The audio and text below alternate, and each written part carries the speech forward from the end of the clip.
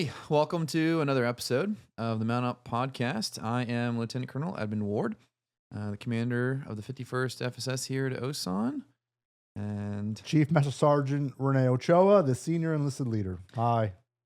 today we are joined by Miss Emily. Ma'am, would you like to introduce yourself real quick? Hello, my name is Emily, and I work in the NAF HR section of CPO. That's awesome. Welcome. Thank you for joining us today. We were talking a little bit right before we got started. The point of this is to get to know you a little bit better, but then also to kind of highlight what it is you do in the FSS for the OSAN community here, so that folks out there have a better understanding of all of the different aspects of what FSS does.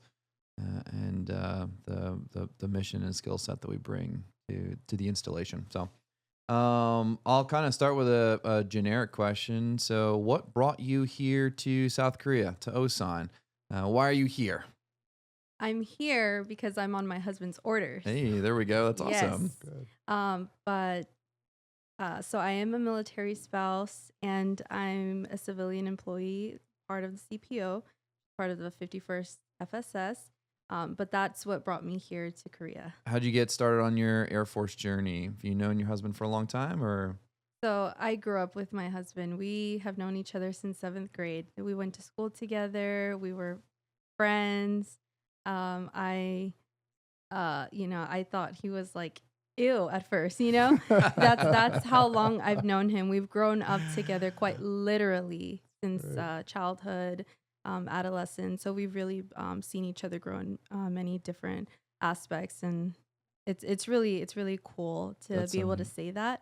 But he joined the Air Force in eight years ago now. Okay. So that's what brought me into the Air Force. That's so culture. Cool. Yeah. So your Air Force journey, where is it taking you? I mean, obviously here to Korea, but I don't think you've been here the whole 8 years, right? Right.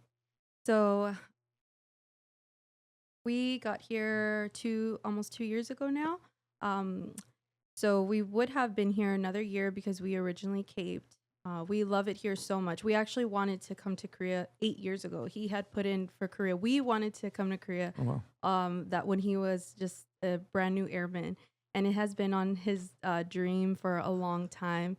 And he wasn't even meant to come here. Someone just didn't come here last minute, and wow. then he got selected, and it was such a blessing because everything happened so quickly, and sometimes we don't understand why things happen sometimes the way that they do, but it's not really meant for us to understand. We had such a quick turnaround overseas PCS within less than 3 months for our family of 5 with 2 large dogs.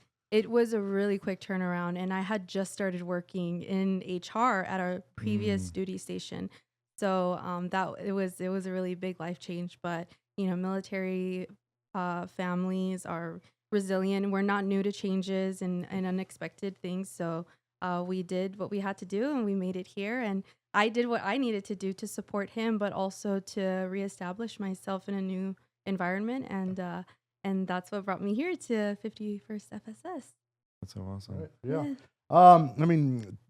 Tell us and tell the audience a little bit about your role as a human resource specialist. Yeah. What does your day-to-day look like? My role is really meaningful to me because I am a military spouse. And so I do see things from both perspectives as a spouse, but also as a civilian employee. As someone who supports this mission, supports our programs. So what I do in my role is really meaningful to me. But no 2 days in HR look the same. Similar to a previous podcast you had someone come from Postal. Yep. And he mentioned no 2 days look the same. It's similar to what we do because one day we can be in processing people. We can in process of up to 10 or more people, big groups of people. And what that looks like is bringing them on board and informing them on their benefits, informing them on the hiring procedures, what to expect, and how to really integrate into their new job. And for a lot of employees, this is maybe it's something new, maybe or it's they're used to it. You know, maybe they're a transfer. But for some employees, for new hires, this is their first ever position as a civilian employee, first ever federal position. Like someone here, I won't say names. That was really exciting to bring them here, and this being their first experience, and I'm really honored to be a part of that. Yeah. For them, another day could look like processing personnel actions. You know, similar to personnel is what you guys do. We have a lot of actions to process and pay adjustments, promotions, new hire action. So it could look like that. Another day could look like informing, educating managers on hiring processes. We are in constant communication. We communicate a lot with hiring managers, so supervisors all across FSS. We keep in constant communication with them. We answer a lot of questions, policy related, employee related. So that's what another day could look like. Another day could look like what my day is going to look like this Saturday, tomorrow, actually. Tomorrow we are participating in the FSS Readiness. Ready Families. Yeah. Yes, sir. Families. So we'll be there informing an audience of people who will be coming there. If it's anything like last year was really, really successful. We had a huge turnout, and we connected with a lot of prospects, a lot of people who ended up applying, and now they're working in FSS. So that's what another day is going to look like for us. Sometimes we're at Camp Humphreys at job fairs here, but we're really in the community doing a lot of work, and so it's really, it keeps things really interesting. That's awesome. So you touched on it real briefly, I think, at the beginning. You mentioned a term, NAF.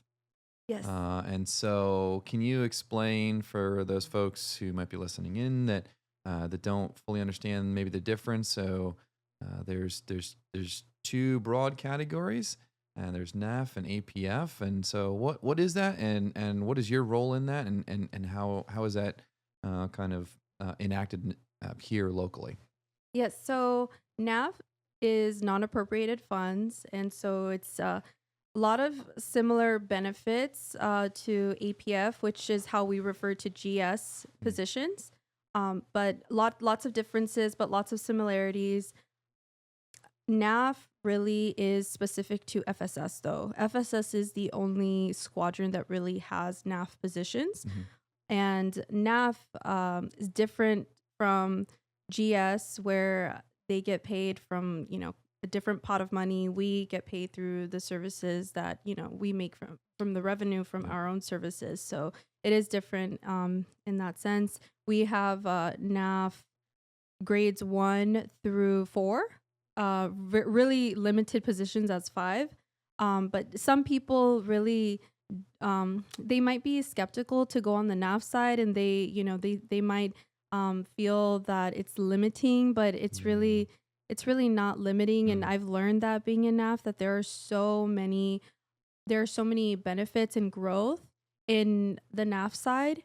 And part of being in NAF, and just you get to explore so many different sections and different services, and there's so much growth that a lot of people kind of overlook when they hear about NAF positions. They only think CY. I mean, that's the common. Yep. To be fair, child and youth programs, we have the most openings. Just high turnover rate is really common among all installations. But there's other career opportunities within NAF, and that we have, like supervisory roles, and just so many opportunities for growth. But that's really what NAF is. It's I help service all the service related facilities. That's awesome. Yeah, I mean, because it's everything from, like you're saying, child and youth, but the clubs and bowling and golf, and like you were saying, there's management positions in there as well. You kind of touched on this really briefly as well, but the FSS, and I'm proud of our organizations across the Air Force that we're able to do this, but we offer a lot of portability when it comes to employment.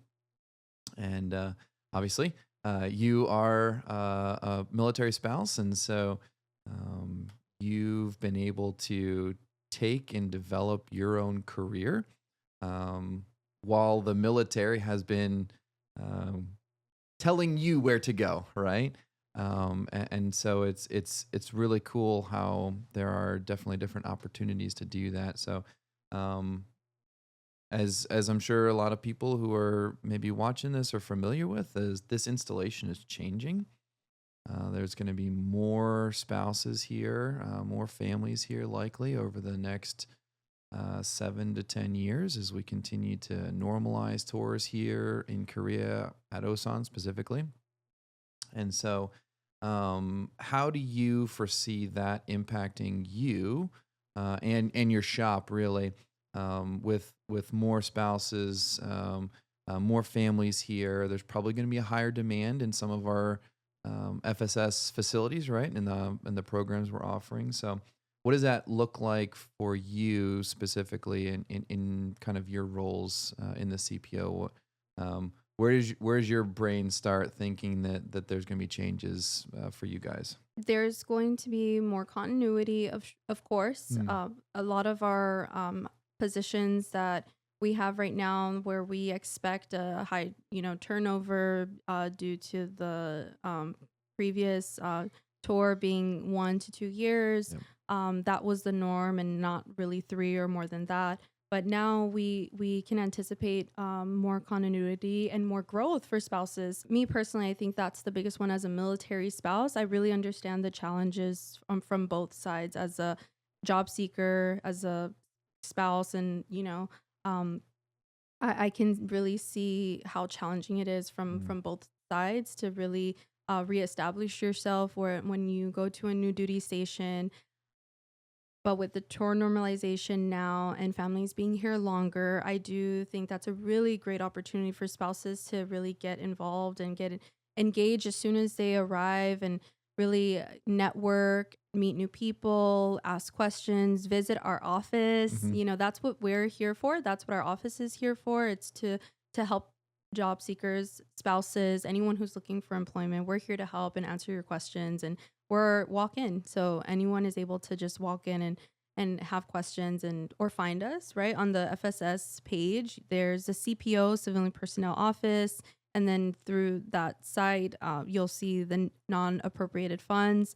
You'll find our email, our group box. You can send us an email, give us a call, but we're here to really help spouses get reestablished and find opportunities. And even if there's no current openings when they arrive, uh, we really encourage spouses to continue looking at USA Jobs. That is one of the best resources to find employment. That's where Mm. everyone goes to apply. That is what we use to to retrieve the hiring certificates, and we pull candidates from there. That's where all of our announcements are for NAF. So I would check there at least once a week for anyone looking for employment. Or even if you're employed already and you want to seek other opportunities, I would say check at least once a week. But we're here to help any families, and for them, for the torn normalization, it's I do want to highlight that this is an opportunity for spouses to really grow in a career. For Mhm. me personally, even though my husband has been active duty for 8 years, I haven't been able to stay at a position longer than 2 because we moved so many times. And Mhm. he also moved, he changed career field. He's going to change career field now to second time. Oh I wow. mean, if you guys know his Yeah. backstory. Yeah. So that's changing again. And so we have to support our spouses. I support him, and he's been able to get this far because I support him, and Yep. and vice versa. He supports me, and part of what makes my job special is that I help other spouses just like myself Yep. get plugged in and find opportunities. And being here for longer, for a longer period is really going to help spouses to stay longer in their Mhm. positions. But not just that, communicate with their supervisors, network with other people. If they want to grow, then they can, they can do that here. You can absolutely do so much within a 2-3 year time span. And if they want to extend, that's even more potential for growth for them, Yeah. career, personally. So yeah, I think that that's really great for families Yeah, coming in. that's fantastic. Cool. Kind of a two-part question. One's really quick, and then the second maybe a little bit longer. But you talked about visiting you. So where can folks find your office if they would like to actually come talk to you or one of your teammates? And then the second part of the question is why human resources? What drew you to that? Okay, so we are located in building 936 across from the Oak Club. Right. Same. I don't want to give out your information, but we're in the same Same as building. FSS Yeah. headquarters, Same MPF, building. Yes, ID yes. cards. Yep, same building. Yes. So we're at the very back of the hall. In the very back. If we have our door closed, it's probably because it's very cold. It's winter right now, and today it snowed. It's March, and it snowed today. So we'll keep our door Welcome to closed. Korea, I guess. Yes, Right? yes, absolutely. So we are in the same building, building 936. Parking might be a challenge, but you can park at the O Club. Yes. Great. So what brought me into HR, it's really a funny story. I didn't expect this question, but I actually have gotten comments from friends before in the past where they joked, where they said, "Oh, you're the face of FSS." Because I've worked in so many facilities, I really did become the face of FSS. I knew every program. I've worked at Aldorec. I've worked in CYP. I've worked at the fitness center. So I have an eye for these facilities Yep. that that not the regular person does because I work there. So I'm not the regular customer. I have a different eye because I work there. I know the standard. Yep. But that's what makes my job fun too, is that I help to support these programs that I worked in them. I know them. But I also I help staff them and keep them staffed efficiently. But what brought me in is I was in a place where I was looking for growth. And I was super happy working at the fitness center. First of all, I worked at the fitness center before I was ever in HR. Mm. And I loved it. I genuinely loved working at the fitness center. I worked with airmen, and I loved doing what I do. Shout out to my previous supervisors. They were awesome. And the opportunity just came where there was an announcement, and I had no idea how I was going to apply because my background was initially like pre-nursing. So that's what I did before I became a mom, is I was going to school to, go the nursing route. And then when my husband joined the military, I don't know what happened. I didn't know where I was going to go anymore, but that's okay because everything, happens exactly the way it should. And I've learned so much throughout the years. But when the announcement became open and I was working at the fitness center, the fun and great thing about working at the fitness center is I got to meet so many people. I made so many friends, and I worked at the front desk. So everyone's coming in, talking to me, got to meet people. And I met a UDM once, and he was like a mentor. He always provided mentorship. And when the announcement became open, I had no idea anything about GS because I was only a NAF. And I kind of shared with him, I see this position open, and I think this is a really great opportunity for me to grow in my career. And I would love to explore HR, but I don't, it was just fear that took over.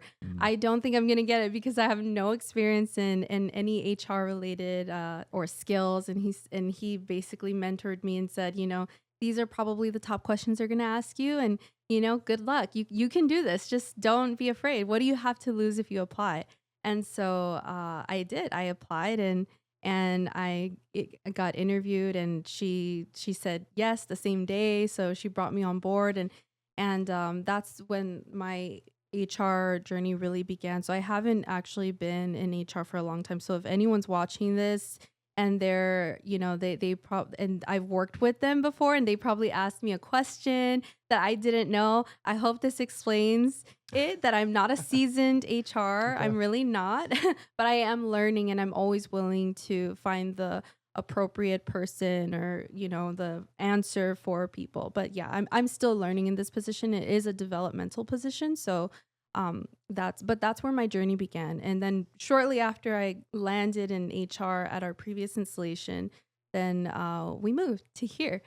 So it took a minute to get, to make it into the 51st FSS CPO.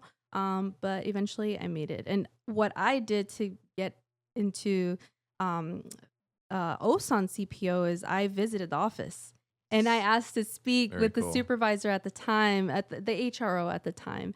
And so it was as simple as that. And we got connected and, she reviewed my resume and everything and, went through the hiring process and it happened. So all that to say, there's hope for a lot of people and no one should ever feel stuck. And fear is probably the only thing that would, stop people from pursuing something. But you have nothing to lose if you just network, connect, ask questions and give it a shot. It's funny, you beat me to the punch as you were talking. The question I was getting ready to ask was, do you have any recommendations for folks that are There it is. looking for employment or thinking about it? USAjobs.gov. Yes. Yeah. Yeah, no, that's fantastic. Yeah. So what are some highlights, kind of backing away from the CPO specifically, but what are some highlights that you and your family have had since being here in Korea? Yeah, so some of the highlights that we've experienced being in Korea is the culture, of course. We're overseas, and being overseas really it really connects people in a different way, especially on the military community. It builds like a tight knit community. But we really love the different challenges that Korea brings us, and I say love, but we're really these challenges have allowed us to grow, and so like I drive a big car, and I thought I'm never gonna be able to drive here in Korea. This is just crazy. I'm gonna take a taxi everywhere, but I did it, and now I feel strong, and I feel like if I can drive this size vehicle in Korea, I can do anything. Yep. Through these narrow streets and hill. Yeah, so I can do anything, and I think when we get really comfortable, it really sucks to get outside of our comfort zone. And but Korea did present a lot of challenges to us, especially when we were so comfortable from where we came from. But it's really allowed us to grow in so many ways that we would have never expected. We walk a lot here, and that can be a complaint for someone, but it's a great thing for us. It's a walking community here on base. I know people are going to hate me for saying walking community because they love to drive their cars, but it really is. When we came from Tyndall is a huge base, and just to get to the fitness center from my house was like a 15-minute drive, and I lived on base. So here, it's just there's so many luxuries that we have by walking and all of that. But going back to the highlights for my kids actually don't go to school. Well, my son goes to school on base, but the little ones go to school, to the Korean school. They go to the Korean free school. Nice. And it's amazing. It's absolutely amazing. I mean, nothing to the CDC. The CDC is great. My kids used to go to the CDC, but they go to school off base, and just experiencing the Korean culture.